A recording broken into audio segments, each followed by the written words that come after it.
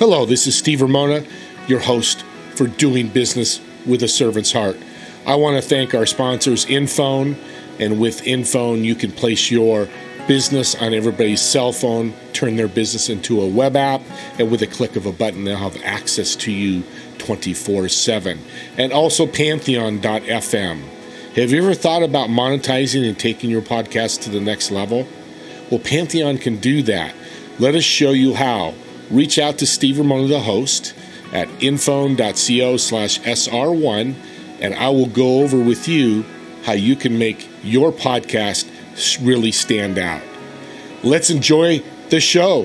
Thanks again, everybody.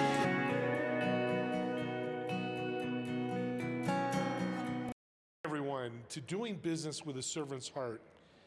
Truly, I've got a servant here today as a guest. He's got a story. I want you to really shut everything down. I want you to hear this story and hear what he's doing now to really help people and being a servant in what he's doing. Craig, welcome to the show. Oh, it's so good to be here. I'm excited. Let's start with your story. I've heard it before. Let's get into that. Yeah, so 18 months ago, I walked in the hospital and nearly died. 11 days after I was there, they shot me full of morphine, and a few hours later they called my wife, said we need to put him on the ventilator. It was COVID, obviously, and she said, what happens if we don't put him on the ventilator? They said, well, he's going to be dead in 24 hours. She said, what happens if we do put him on the ventilator? He'll be dead also, just not in 24 hours. They told her from day one that I was going to die. They actually had her meet with hospice to plan the day they were going to pull the plug. And obviously the doctors were wrong. Thank God. Yeah, and that was back in the days when they weren't letting families into the hospital. And there are so many examples of how awesome my wife is. But she said, well, if he's going to die, he's not going to die alone. And so she kind of bullied her way into the hospital. They agreed to giving her an hour a day. And so she came in 1 hour a day, and she would sing to me, she would pray over me, and she'd say words of encouragement. And it was lights out for me for 6 weeks. And something amazing happened during those 6 weeks. When I woke up, my trust in the doctors had fallen through the floor. My trust in my wife was through the roof. And the difference was they were all talking around me. The difference is what they were talking about. Oh, wow. And I've actually repeated back word for word things that my wife said to me when I was in the coma. Yeah. Wow. That's amazing. Yeah. Yeah. And I also had not a doctor, but a nurse or a tech stand over me and refuse to give me treatment. Why? At the time I had a trach and it was all nasty, and it was funny. She said, you look like you need suction. At the time I had no idea what suction was or why it was important to me.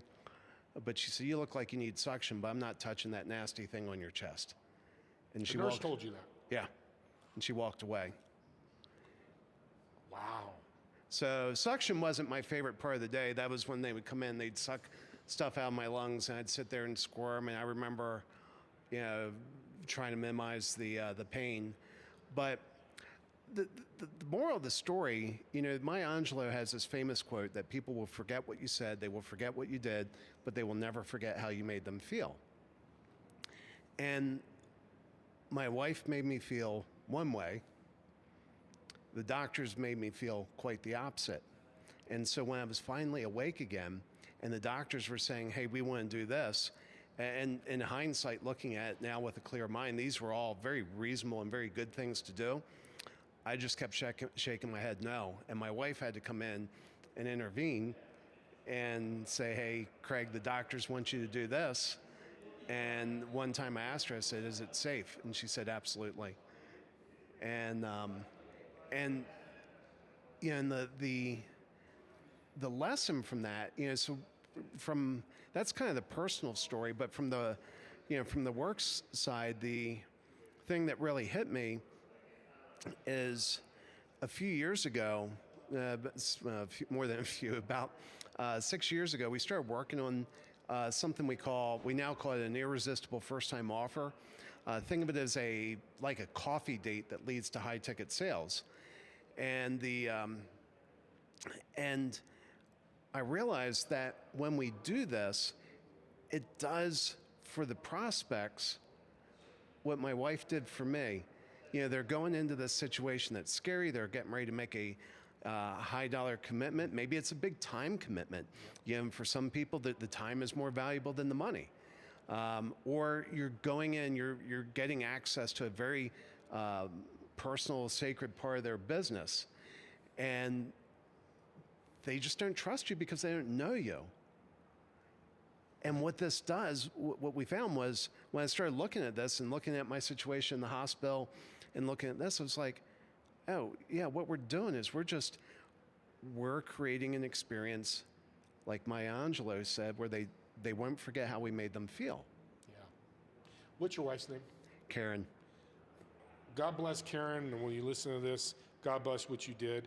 The other moral I'm learning is support. You got support from her. Yeah. You're giving support to businesses. Yeah. How are you supporting them? Well, we want to see them succeed. We only work with people where we believe in their mission, where we believe that the world is a better place because they're here. And yeah. And the thing is, when we're working with somebody, we only work with awesome people, and that's one of the things, by the way, that's one of the things our little coffee date does, because guess what? We do this in our business. When we're doing this little mini project that's effectively a coffee date, we learn a lot about them, just like they're learning a lot about us. And sometimes we say, you know what? We don't think we're the right people to carry you forward. So we want to work with awesome people where we believe in their vision, believe in what they're doing. And from that, it becomes very, very personal to us. Their success is very personal. We want to see them succeed. We believe the world needs what they have. We believe they serve their customers, clients well. If they don't, we do not want to work with them at all. It's a big why. Yeah. Why makes a business go. You're serving by saying no to people, aren't you? You're not a fit for us. Yeah. A lot of people don't do that. They try to make the circle go in the square hole. Yeah. We laugh, but it's just for the dollars. You're not going after dollars. No, and it's not worth it. When we're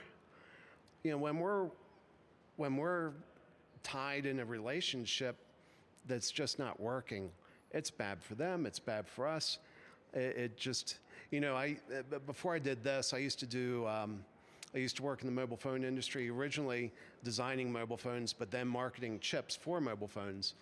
And it was funny, I worked for Ericsson, which at the time was one of the big three. They're now no longer make phones, nor does Nokia. And Ericsson had a supplier, and I just laughed at it. I was like, this is like the worst relationship ever. It's like codependency. I mean, this relationship was so deserving of counseling. It was mutually abusive, limited benefit to each party, and they just kept persisting in it. I was like, this can't be fun. This can't be good. How is this good for either party? Well, now neither of those companies, Ericsson's still doing infrastructure and what have you, but they're out of the cell phone business, and that company that they were working with, they're out of business as well. You said fun, which tells me that's what you've built around your business. These coffee dates with businesses is fun. Yeah. And how's that working? It works great because, again, people remember how you made them feel. Yeah. And for me, one of the things when I talk to my buddies from the semiconductor world, they ask me, how's it going? What's it like? And I say, I've spent the last they envy me. The ones that are still in it, they went out. It's a tough industry. But I tell them, I said, I've spent the last 10 years learning how little I know about marketing. And it's because as I've gone in and dug in this, I was like, oh, I didn't know to do that. I didn't know to do that. And there's some really, really powerful tools in the way you can shape the way people think. Obviously, you want to use these. That's the other reason we don't work with creeps. We don't want to give these powerful tools to people that would abuse them. Yeah. But it's so amazing to, for me, it's a lot of fun turning on the lights to show people how something that appears counterintuitive is really going to help grow their business while serving their customer.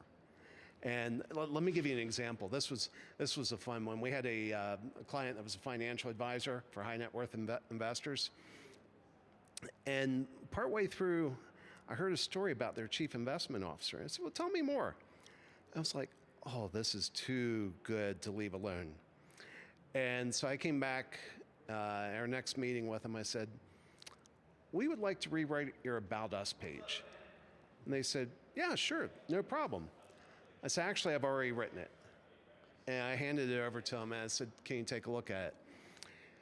So we took their About Us page, and you've all seen these, you know, About Us. Well, we were good before we were great, before we became great. You know, it's a good to great story. It's not persuasive. It's not believable. It just, you know, it's a waste of space. It's a waste of bits on the internet. We wrote a story that was an act in 3 plays: Genesis, Crisis, and Resolution. And the crisis was, so Genesis was, it was started by this one guy named Al Frank. And he hired, in '86, he hired a guy named John Buckingham to automate. John was a UCLA student in computer science, and his job was to bring computers to that world. Well, 6 months on the job, Black Monday hit. And here's John, 6 months out of college. He's on the phone trying to convince people to not sell their shares. But John had a quirk, and this was the thing I heard. Up until that point, John had been fascinated with gambling. And he's spending his weekends in Vegas. He was trying to use Blackman-Scholes models to win at blackjack, and he was just a consummate gambler. We put that in the story. Wow. And the, the client was like, okay. And but the pivotal moment was that Black Monday kind of changed John's trajectory, that he decided instead of being focused on gambling, he was going to help others grow their fortunes. Wow. And now John is a talking head on CNBC, Fox Business, all those. And so and when we presented it to the client, they were like, oh, can you take out this gambling bit? This is the counterintuitive part that I'm talking about. I said, I can, but that's going to take out the biggest trust building element of this story. And they said, oh, you don't understand our customers. I said, I promise I do. And fortunately, somebody in the room said, Craig, do you have a way of testing this? And I thought about it, and I said, yes, I do. And we put it to test. The test came back amazingly well. Wow. And we tripled their business in 18 months. That's powerful. And yeah. But there's an element of authenticity. So if we tie this back to serving, you know, what happens so many times is you get too focused on selling. And I remember I had a boss years ago who came and told me, he said, Craig, you're focused on the wrong things. Focus on the right things. Focus on the right things, and the right outcomes will follow. Right. And the reason that story was so powerful is it's one of the few pages on the internet that shows a human element, shows a flawed individual who's going through a journey and making life transformation. And that's somebody you can relate to. Yeah. And you know about them. Yeah. It's just not that you see them, you hear them. You know about them because of their story. You mentioned earlier, because you're serving, and serving is so well said, I always say serve, it will come. Yeah. Just like the baseball movie, I forget the name. We don't know. Yeah. With Kevin Costner. But I serve and it will come. But you want to serve even more to my audience. You have some gifts for them, possibly? I do. So we've talked a little bit about this first-time offer. I can tell you, it's deceptively hard. It looks simple. It's very hard to put together. So we have a guide that's going to help you avoid some of the mistakes we made.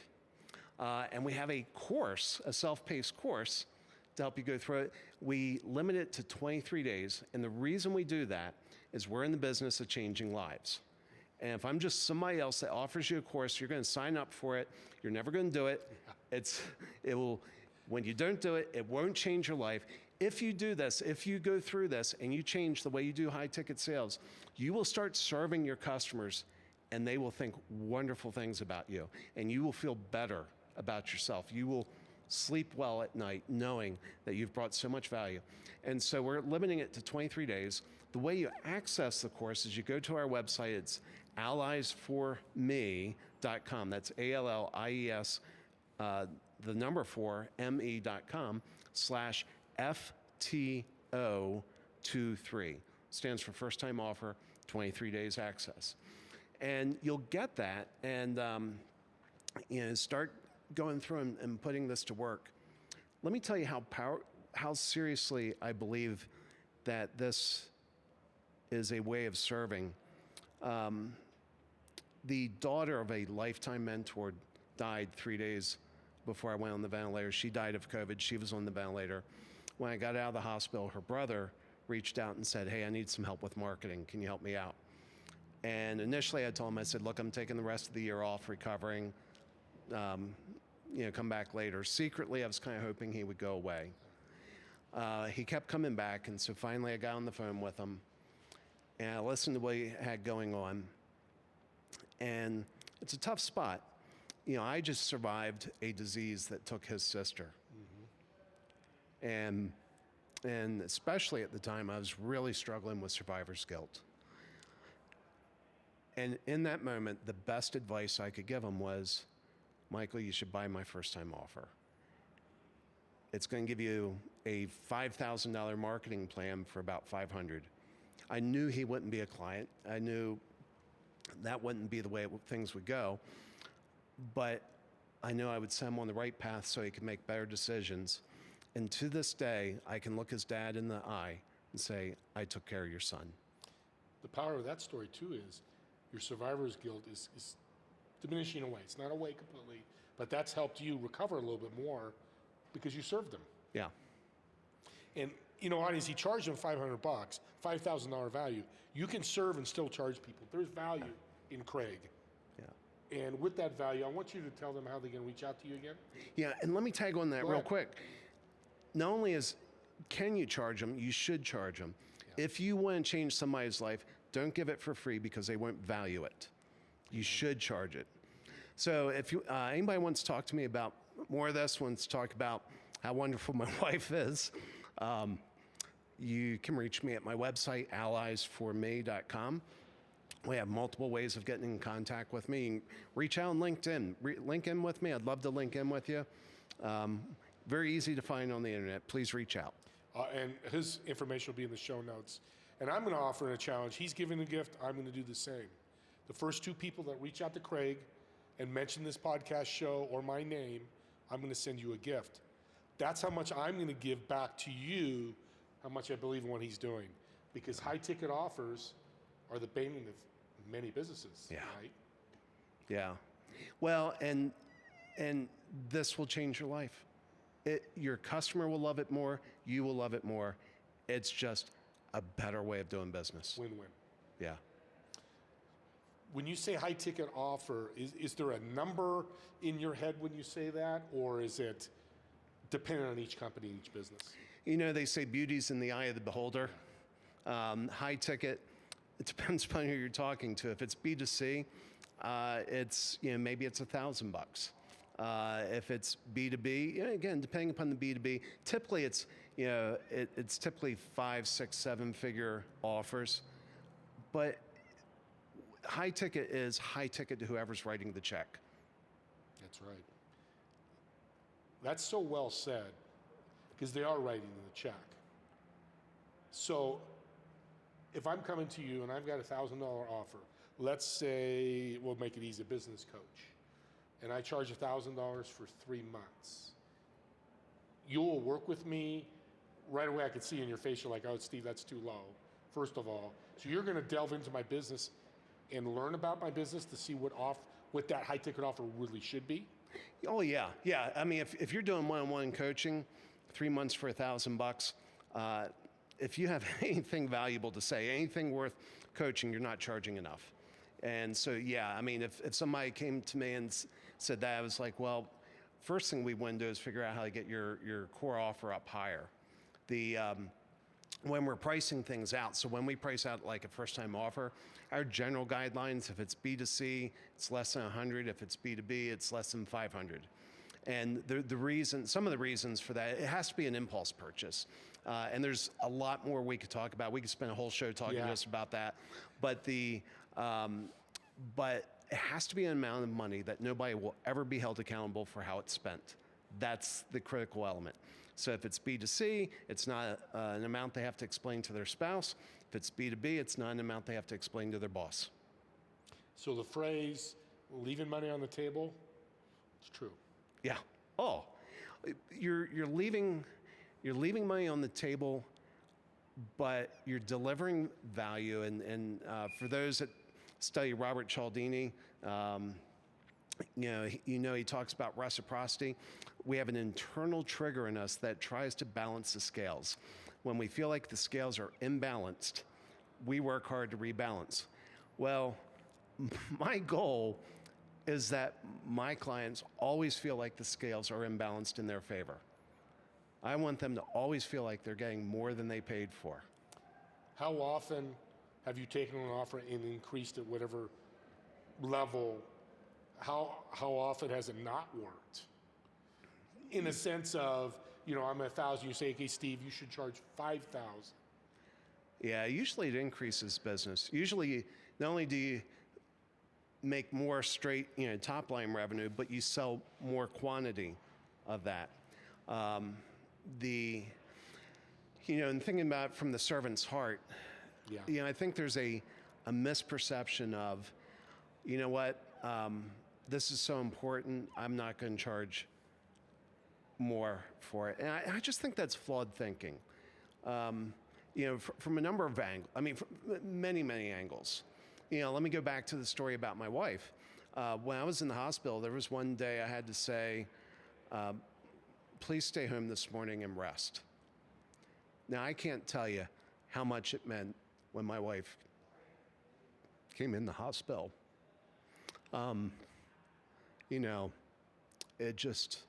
It was the highlight of my day. But I saw one day, I saw how tired she was. And I said, Karen, stay home tomorrow morning, rest. Because for her to be able to care for me, she had to be able to care for herself. And if your goal is to serve others, you're not going to be able to serve others from a position of insolvency. Love that. That is so well said. Take care of yourself first. You can give abundance left and right, what your wife did for you. And again, God bless his wife. I know you're listening. I know you'll listen because we need support personally and professionally. Well, thank you for being on the show. We're out of time here. This has been incredible. We'll do part 2 because we have a lot more to cover. You've been through a lot. Yeah. And I'm so glad you're here with us. God bless. What kind of advice can you give my audience through their journey? It may not be as possibly tragic as yours could have been, but what has helped you to get you where you are today through all this that you've been through? And I think for the average audience, I would tell them to have more empathy for their audience, but I think that's the heart of your audience, is that's where they are already.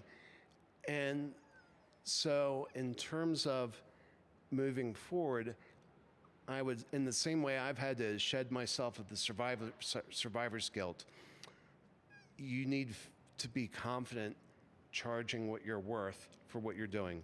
Because what you're worth, just basic definition, if you're charging somebody $1,000, you'd better be bringing $4,000, $5,000, $10,000 of value to their life.